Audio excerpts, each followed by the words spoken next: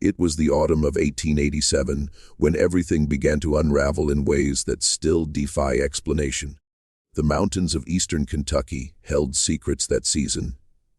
Secrets that would fundamentally change how an entire region understood evil itself.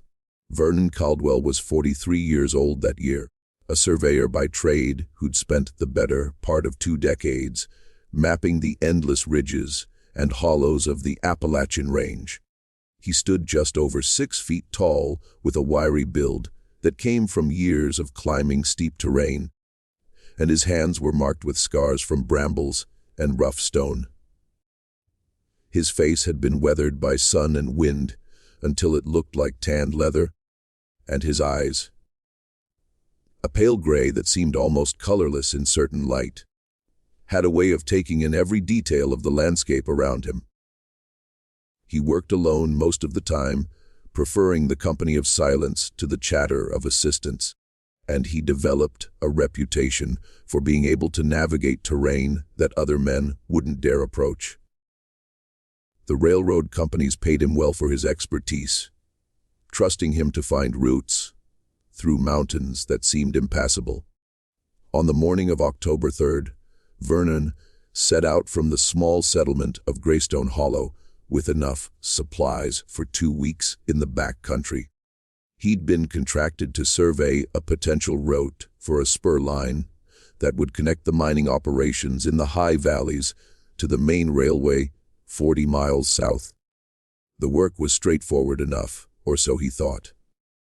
He'd done similar jobs dozens of times before, and he knew these mountains as well as any man alive. The first 3 days passed without incident. Vernon worked methodically, taking measurements and making notes in his leather-bound journal, marking trees and setting stakes to indicate the survey line.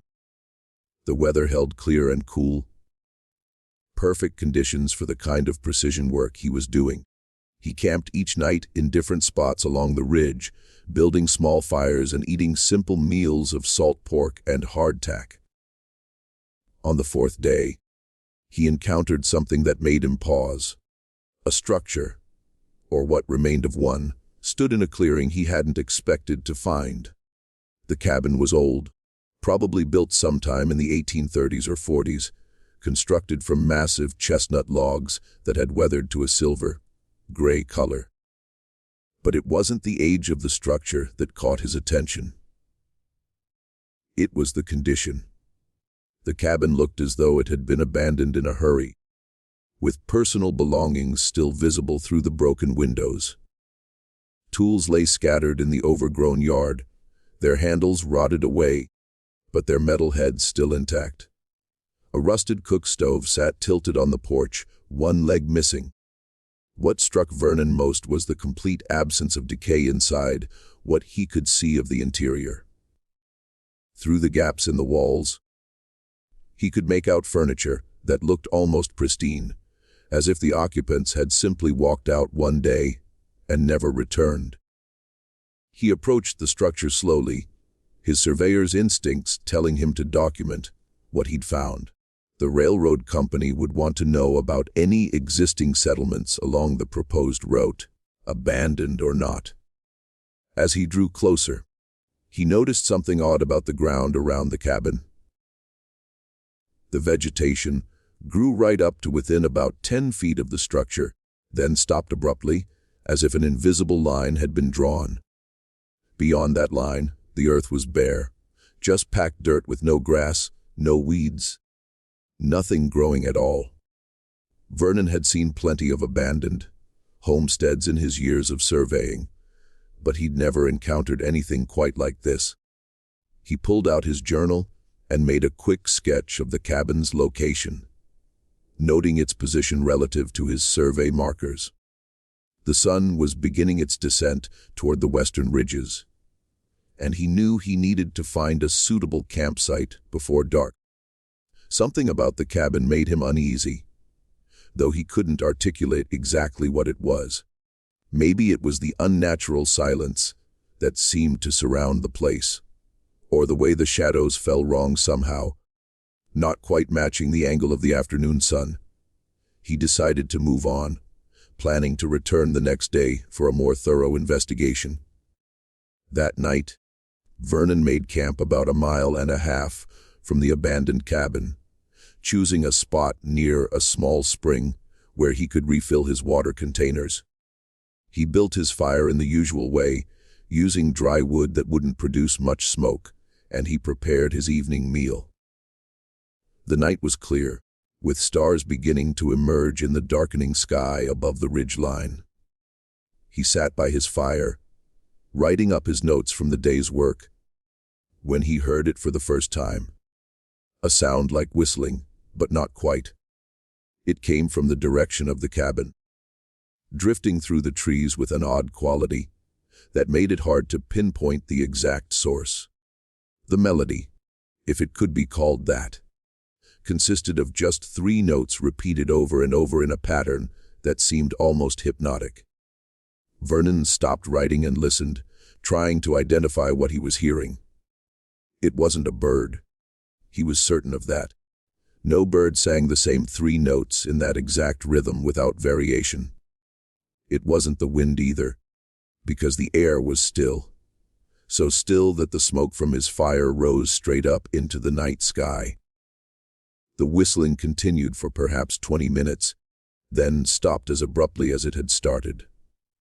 Vernon sat there in the sudden silence, feeling the hair on the back of his neck standing up in a way that had nothing to do with the temperature. He'd spent countless nights alone in these mountains, and he'd never felt quite this level of unease. He told himself it was probably just another surveyor, or maybe a hunter camping somewhere in the area. But the explanation didn't quite satisfy him. The sound had been too strange, too deliberate, too perfectly repetitive. He added more wood to his fire, building it up larger than he normally would, and he kept his rifle close at hand when he finally rolled himself into his blankets. Sleep came slowly that night, and when it did come, it was filled with dreams that he couldn't quite remember upon waking. Only a vague sense of unease that lingered like morning fog. The next day dawned gray and overcast, with low clouds obscuring the higher peaks. Vernon broke camp and headed back toward the abandoned cabin, determined to conduct a proper survey of the structure and the surrounding area. As he approached, he noticed something he'd missed the previous day. There were markers in the trees, old ones carved deeply into the bark decades ago, but still visible. They weren't property markers or survey symbols, nothing Vernon recognized from his years of work. Instead, they looked almost like warnings, crude symbols that reminded him of the folk magic signs he'd occasionally seen in the more isolated settlements. X inside circles, triangles with dots at each point, lines that curved in ways that hurt the eyes to follow. He made careful notes of each symbol he found, sketching them into his journal, with the same precision he applied to his survey work. The cabin itself was even more unsettling in the gray morning light. Vernon approached the front door, which hung open on leather hinges that had somehow resisted rot despite the decades of exposure. The interior was a single large room with a sleeping loft above, accessible by a ladder that looked sturdy enough despite its age. The floor was made of hand-hewn planks, still solid under his boots. A table stood in the center of the room, with 2 chairs positioned exactly opposite each other, and on the table sat an oil lamp with its glass chimney intact and remarkably clean. Vernon examined the lamp closely. There was still oil in it, which seemed impossible given how long the cabin must have been abandoned. He touched the base of the lamp, and his finger came away clean. No dust, no dirt, nothing. The entire interior of the cabin was the same way, impossibly clean, as if someone had swept and dusted just hours before. On the wall above the fireplace, someone had carved words directly into the wood. The letters were deep and precise, cut with a skill that suggested whoever made them had taken their time, had wanted the message to last. Vernon read the inscription slowly. Here dwelt Elias and Jonah Merrick, born in the year of our Lord 1818, departed this place October 17, 1843. May God have mercy on what they became. The words sent a chill through Vernon that had nothing to do with the cool air inside the cabin. He'd heard stories, of course. Vague legends about brothers who'd lived up in these mountains back in the old days. But he'd always assumed they were just tales, the kind of folklore that accumulated in isolated places. But here was proof that the Merrick brothers had been real, that they'd lived in this exact spot, and that something had happened to them, significant enough that someone felt compelled to carve a warning into their own home. Vernon spent the next hour searching the cabin methodically, documenting everything he found. In a trunk beneath one of the beds, he discovered clothing that should have rotted away decades ago, but instead remained in perfect condition. Shirts and trousers made from homespun fabric in a style that confirmed the cabin's age. On a shelf near the fireplace, he found a Bible. Its pages yellowed but still readable, with entries in the family record page. The handwriting was neat and precise, recording births and deaths in a family line that went back to the 1780s. The last entry was dated October 16, 1843, the day before the date mentioned in the carving. It read simply, "They are coming for us. God forgive what we must do." Vernon copied the entry word for word into his journal, his hand trembling slightly as he wrote. And you know what? This is being told to you by the fear behind you. If you're enjoying this journey into the darkness of our past, go ahead and subscribe to the channel. We dig up the stories that history tried to bury. Oh, and if you're hearing this on some other channel, know that they stole our content without permission. Report them for us, would you? Now, let's get back to what Vernon found in that cabin, because things are about to get much stranger. As Vernon continued his search, he noticed something peculiar about the cabin's construction. The walls were double, layered with a space of about 6 inches between the inner and outer logs. This wasn't unusual in itself. Many builders used that technique for insulation. But when Vernon examined the gap more closely, he found something wedged into the space. Papers, dozens of them, stuffed into every available inch of the cavity between the walls. He carefully extracted one of the bundles and unfolded it near the light from the door. The papers were covered in writing, the same neat handwriting from the Bible, but the content was far from religious. What Vernon read made his blood run cold. The papers were a journal, or a series of journal entries, written by someone named Elias Merrick. The entries began in a normal enough fashion, documenting daily life on a remote mountain farmstead in the 1830s. Elias wrote about clearing land, planting crops, hunting deer and bear, trading furs at the settlement 30 miles away. He mentioned his brother Jonah frequently, describing him as a quiet man, thoughtful and careful in all his work. The two brothers had inherited the land from their father and had built the cabin together, planning to live out their lives in the solitude of the high country. For several years, according to the entries, they lived peacefully, bothering no one and rarely seeing other people except for occasional trading trips to the settlements. But then, in the spring of 1840, the entries began to change. Elias wrote about strange occurrences in the forest around their cabin.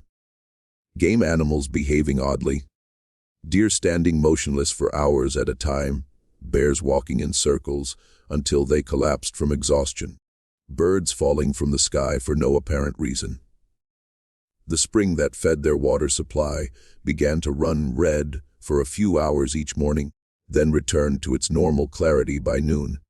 Elias described these events in a matter-of-fact tone at first, as if documenting natural phenomena he didn't quite understand. But as the entries continued, his writing became more frantic.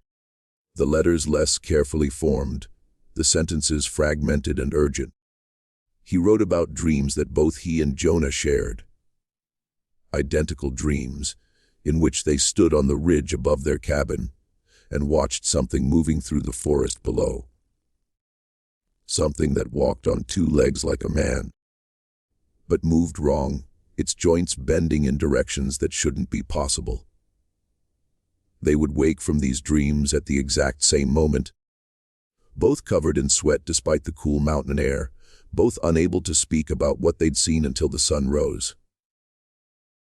Vernon read entry after entry, his unease growing with each page.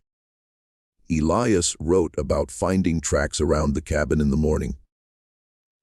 Tracks that started at the edge of the clearing and came right up to the door, then simply stopped, as if whatever made them had vanished into thin air.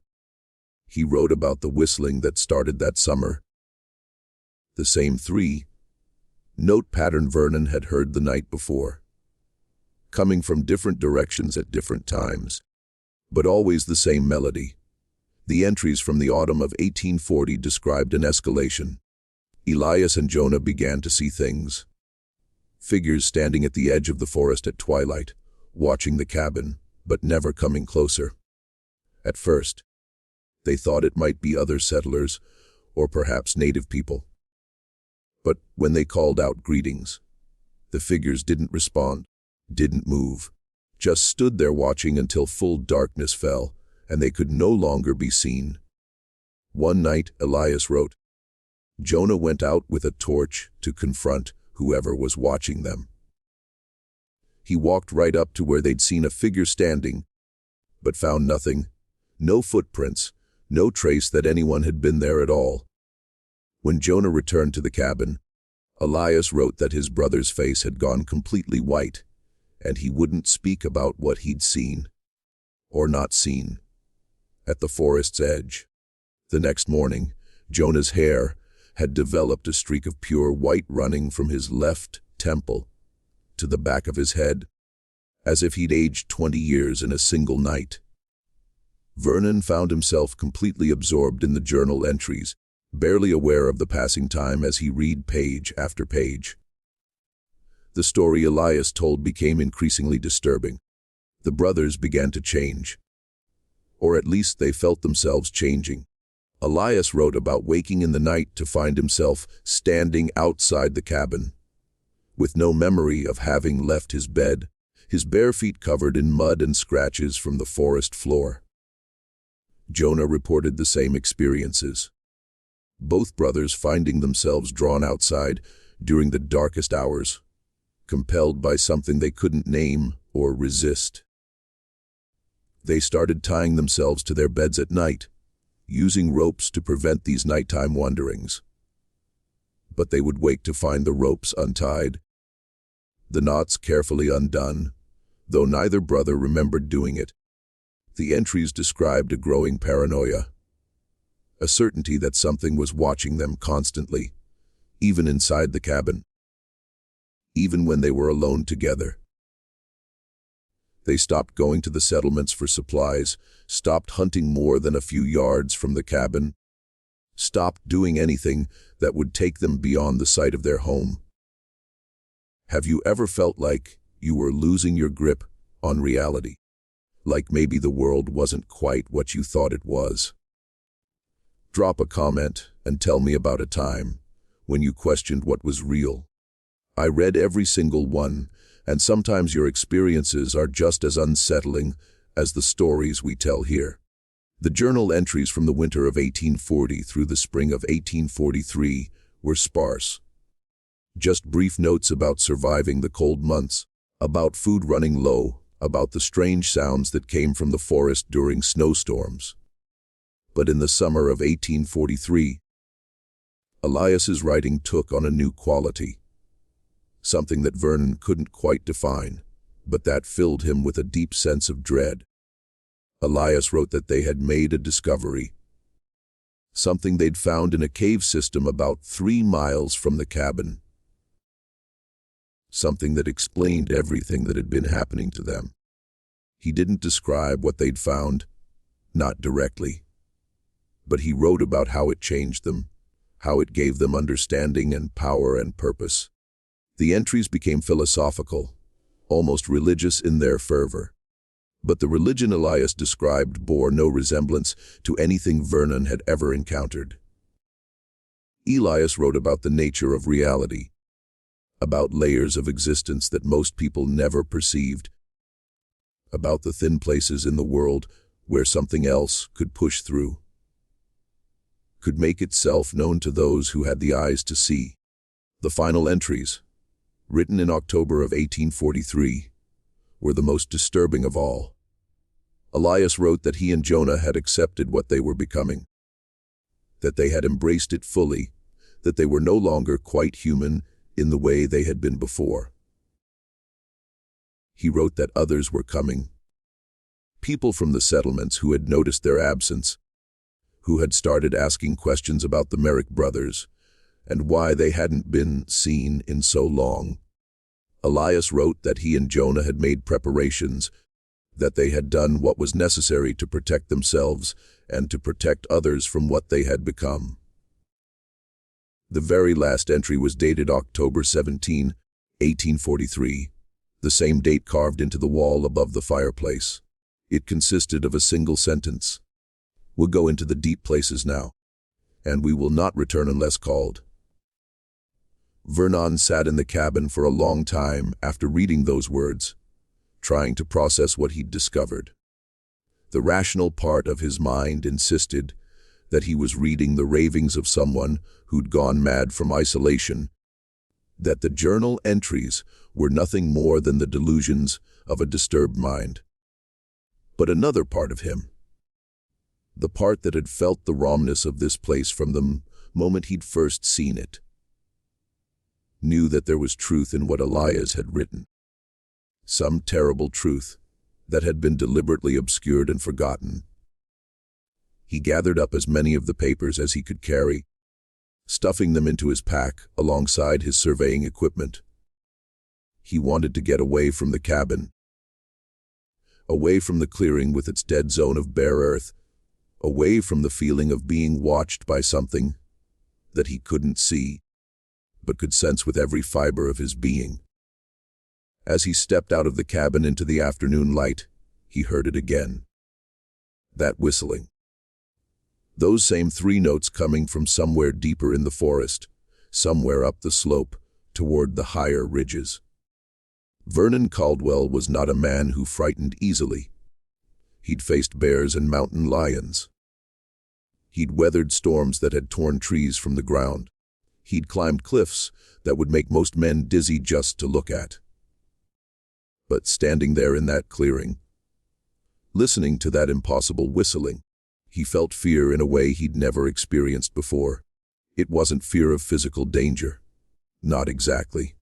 It was something deeper, more primal. A fear that reached into the very core of his being and whispered that there were things in this world that human beings were never meant to encounter, never meant to understand. He turned away from the cabin and began walking, not running, but moving with purpose, following his survey markers back towards safer ground. The whistling followed him for the first half-mile, always staying at the same distance, never getting closer, but never fading away either. Then, as abruptly as it had started, it stopped, and the forest fell silent in a way that was somehow worse than the sound had been.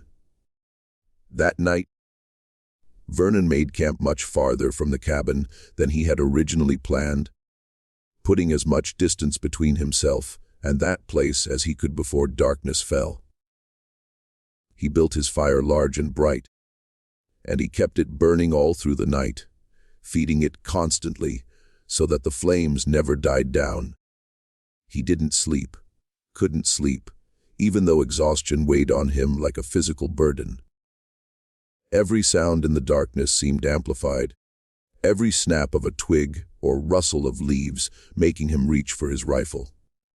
Several times during the night, he thought he heard that whistling again, distant and faint, but he couldn't be certain whether it was real or just his imagination playing tricks on him. When dawn finally came, gray and cold with a mist that clung to the ground like something alive, Vernon felt as though he'd aged years in a single night. He broke camp mechanically, his movements automatic from long practice, and he continued his survey work. But his heart wasn't in it anymore. All he could think about was getting back to civilization, to people and noise, and the comfortable mundanity of ordinary life. The next several days passed in a blur of hiking and measuring and making notes that Vernon knew weren't as precise as they should have been. His mind kept returning to the cabin, to the journal entries, to the implications of what he'd read. Part of him wanted to dismiss it all as nonsense, but he couldn't. He'd spent too many years in these mountains, had developed too fine a sense for when something was genuinely wrong, and everything about that cabin and its history screamed wrongness at him. On the 8th day of his survey, Vernon encountered something that made him reconsider his entire understanding of what had happened to the Merrick brothers. He was working his way along a ridge line, setting markers and taking measurements, when he noticed an opening in the rock face, partially obscured by laurel bushes and mountain ivy. It was the entrance to a cave, a fairly large one from what he could see, and something about it drew his attention in a way he couldn't explain. Vernon approached the cave entrance cautiously, his surveyor's instincts telling him to document what he'd found, but his deeper instincts warning him to stay away. The opening was about 7 feet high and perhaps 5 feet wide, large enough for a man to walk through without stooping. The rock around the entrance was limestone, common enough in these mountains, but there was something odd about the way it had weathered. The surface was smooth, almost polished, as if water had been flowing over it for centuries. But there was no stream nearby, no source of water that could account for that level of erosion. Vernon pulled out his lantern and lit it, then stepped carefully into the cave mouth. The passage led downward at a gentle slope, the ceiling high enough that he could walk upright. The walls showed the same strange smoothness he'd noticed at the entrance, and the air had an odd quality to it. Not quite stale, but not fresh either, as if it had been undisturbed for a very long time. He'd gone perhaps 50 feet into the cave when his lantern light caught something that made him stop dead in his tracks.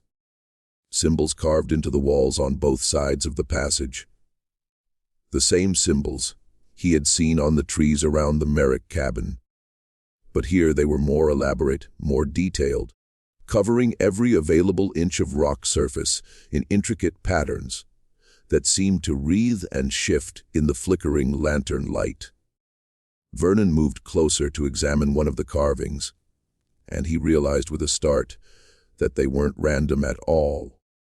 They formed a kind of text, a language he didn't recognize, but that seemed to follow rules, to have grammar and structure. Some of the symbols were repeated in regular patterns, like words or phrases that appeared multiple times. Others were unique, standing alone in positions that suggested importance or emphasis. Vernon pulled out his journal and began sketching the symbols, trying to capture at least some of what he was seeing. But the task seemed impossible. There were simply too many of them, covering too much surface area, and the more he looked at them, the more his head began to ache. A dull, throbbing pain that centered right behind his eyes. He pressed deeper into the cave, driven by a curiosity that overrode his better judgment. The passage continued its gradual descent, twisting and turning, but never branching. Just a single corridor leading down into the mountain. Vernon had explored caves before, knew the dangers of getting lost underground. But something about this cave felt different. It was too regular, too uniform, as if it had been carved by intelligent design, rather than formed by natural processes. The symbols on the walls continued without break, and Vernon began to notice patterns in them. Repetitions that suggested they were telling a story or conveying information in a systematic way. After what he estimated to be about a quarter-mile of descent, the passage opened into a larger chamber, and what Vernon saw there would haunt him for the rest of his life. The chamber was roughly circular, perhaps 40 feet in diameter, with a ceiling that rose into darkness beyond the reach of his lantern light. The walls were covered in the same symbols, but here they were even more elaborate, arranged in spirals that seemed to draw the eye toward the center of the room. And in the center, carved directly into the stone floor, was a design so intricate and so disturbing that Vernon felt his mind rebel against trying to comprehend it. It consisted of concentric circles, each one filled with smaller symbols and patterns, all radiating from a central point where someone had carved what looked like an opening. A hole in reality itself, represented in 2 dimensions, but somehow suggesting impossible depths. Around this central design, Vernon could see marks in the stone floor, grooves worn into the rock, as if people had walked in circles around it, walked for so long, and with such regularity, that they'd actually worn down the limestone. But what drew Vernon's attention most forcefully was what lay scattered around the edges of the chamber. Objects. Dozens of them, placed with obvious care and intention. There were tools, farming implements made of iron that had rusted over the decades, but were still recognizable. There were clothes neatly folded and arranged, including 2 sets of what looked like Sunday best suits from the 1840s. There were books, their pages yellowed and brittle, but still intact, including several Bibles, and what appeared to be journals or notebooks. And there were personal items, small things that spoke of human lives lived and then abandoned. A pocket watch, its crystal face cracked but the hands still visible, stopped at exactly 317. A pair of spectacles, the wire frames bent but unbroken. A woman's brooch made of some dark metal that Vernon didn't recognize. A carved wooden pipe. 2 tin cups dented but clean. Vernon stood in that chamber, slowly turning in a circle, his lantern casting wild shadows on the walls, and he felt the full weight of what he was seeing press down on him. This was it. This was the place Elias had written about in his journal. The place where the Merrick brothers had made their discovery, had found whatever it was that had changed them so fundamentally. These objects were offerings, or perhaps they were something else. Remnants of lives that had been willingly cast aside. Vernon thought about the journal entry he'd read, about Elias and Jonah going into the deep places, and he understood with a terrible clarity that this chamber wasn't the end of the cave system. There would be other passages, other chambers going deeper and deeper into the mountain. And somewhere in those depths, something waited. Something that had called to the Merrick brothers and had made them into something other than human. Vernon turned and walked back toward the entrance, moving as quickly as he dared without running, his lantern swinging wildly and casting monstrous shadows on the symbol-covered walls. The headache behind his eyes had intensified into a pounding agony, and he could feel something else. A pressure in his mind, as if something was trying to push its way inside his thoughts, trying to make him understand, trying to make him see what the brothers had seen. He resisted it with every ounce of will he possessed, focusing on the simple act of putting one foot in front of the other, of following the passage back up toward daylight and sanity. When he finally emerged from the cave into the afternoon sun, he felt like he'd been underground for days rather than perhaps an hour. The fresh air hit him like a physical force, and he stood there gulping it in, trying to clear the strange taste from his mouth, a taste like copper and old stone. Vernon didn't return to the cave. He didn't even mark its location on his survey maps. Instead, he finished his work as quickly as possible, cutting corners and making estimates where he would normally have taken precise measurements. All he wanted was to get out of these mountains, to get back to towns and people, and the reassuring ordinariness of civilization. It took him 3 more days to complete enough of the survey to satisfy his contract. And during those 3 days, he barely slept. When he did manage to doze off, his dreams were filled with those symbols from the cave walls, writhing and twisting, and trying to arrange themselves into patterns that would convey meaning, that would make him understand what the Merrick brothers had understood. He would wake in a cold sweat, his heart pounding, and he would force himself to stay awake until exhaustion dragged him under again. On October 20th, 1887, Vernon Caldwell walked out of the mountains and back to the settlement of Greystone Hollow. He looked like he'd aged a decade in the 2 weeks he'd been gone. His face was haggard, his eyes sunken and shadowed, and his hands had developed a tremor that he couldn't quite control. The people who knew him noticed the change immediately. Noticed that something fundamental had shifted in the man they'd known as steady and unflappable. Vernon went to the small boarding house, where he always stayed when working in the area, and he spent 2 full days in his room, refusing to see anyone, refusing to eat, just sitting in a chair by the window and staring out at the mountains.